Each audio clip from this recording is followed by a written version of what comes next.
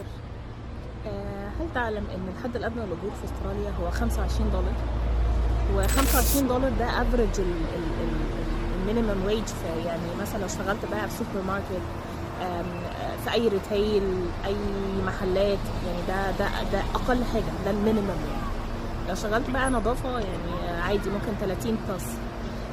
مش قادره اقول لك من اعلى المرتبات هنا اللي هم الستات بتوع البيوت اللي بيجوا يشتغلوا بيعملوا كليننج، الناس تيجي تنظف البيوت وكده، دول من اعلى. يعني ممكن الساعه بتاعتهم توصل ل 40 و$45 كمان. ده المينيمم. فلما يجي واحد يناقشني مرتبه 18,000 جنيه، يعني ما كملش $200 في اليوم، اللي هو مرتبه الشهري.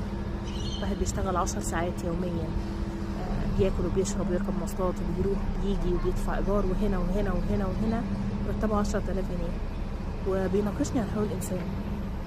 اي حقوق انسان؟ انت مرتبك في الشهر بقوتك وتعبك وكل طلعان عينك ده ما يسويش مرتب يوم واحد هنا. ما تكلمنيش عن حقوق الانسان. ربنا يرضيك ويعافيك ويعافينا ويوسع رزقنا ويوسع رزقك، بس كفايه كفايه.